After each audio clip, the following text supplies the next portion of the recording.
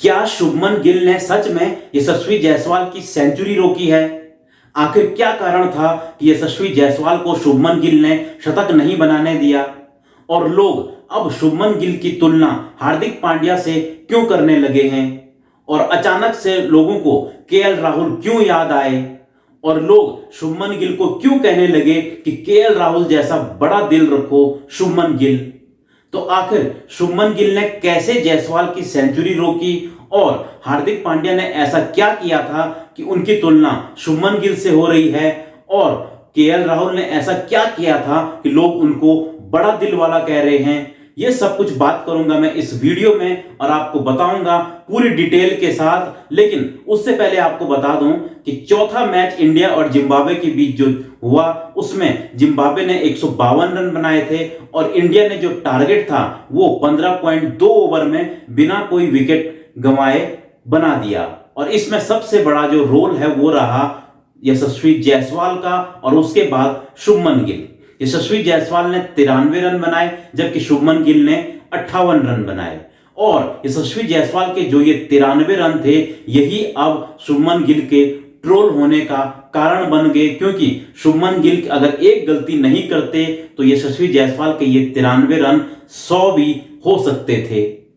दोस्तों आपको बता दें कि जब भारत को जीतने के लिए 25 रन चाहिए थे उसी वक्त शुभमन गिल को अपनी हाफ सेंचुरी के लिए 9 और जायसवाल को अपनी सेंचुरी के लिए 17 रन चाहिए थे, यानी कि जायसवाल 83 पर और जो शुभमन गिल है वो 41 पर खेल रहे थे। उसके बाद अचानक से शुभमन गिल जो टुक टुक करके खेल रहे थे, बहुत ही स्लो खेल रहे थे, उनको याद आता है तेज खेलने का और वो एकदम से तेज हो जाते हैं। खैर इसमें भी किसी को कोई मसला नहीं था, लेकिन शुभमन गिल ने अपनी हाफ सेंचुरी जो है वो पूरी कर ली थी। हाफ सेंचुरी पूरी करना एक माइलस्टोन होता है, वो पूरी करनी भी चाहिए। लेकिन जैसे ही शुभमन गिल ने हाफ सेंचुरी पूरी की उसके बाद भारत को जीत के लिए 16 रन चाहिए थे और अगर शुभमन गिल वहां पर एक सिंगल ले लेते तो उसके बाद भी 15 रन बचते और जायसवाल जो है वो अपनी जो सेंचुरी है वो पूरी कर सकते थे।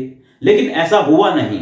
जैसे ही शुभमन गिल की 50 हुई उन्होंने अगली बॉल पर अचानक से छक्का मार दिया और उनको अचानक से पता लगा कि भाई पिछले मैच में उन्होंने स्लो खेला था तो स्ट्राइक रेट जो है वो ज्यादा करना चाहिए और उन्होंने छक्का मार दिया और जिसके बाद अगली बॉल वाइड हो गई और इस तरह से जो जीत के लिए सिर्फ 9 ही रन रह गए थे। फिर शुभमन गिल ने 1 रन और लिया और उन्होंने जो है 5वीं बॉल पर स्ट्राइक दी जायसवाल को, जिसके बाद जायसवाल ने एक छक्का मारा और लास्ट बॉल उनसे मिस हो गई।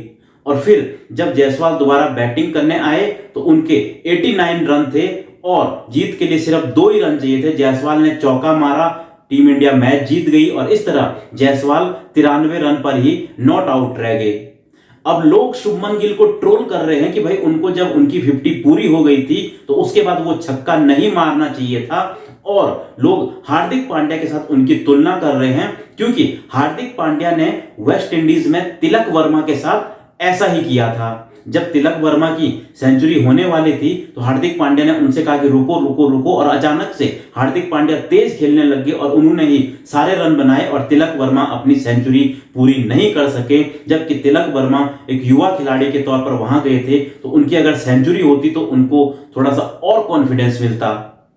इसके अलावा हार्दिक पांड्या एक बार केएल राहुल के साथ भी ऐसा कर चुके हैं, तो इसीलिए अब लोग शुभमन गिल की जो तुलना है वो हार्दिक पांड्या के साथ कर रहे हैं।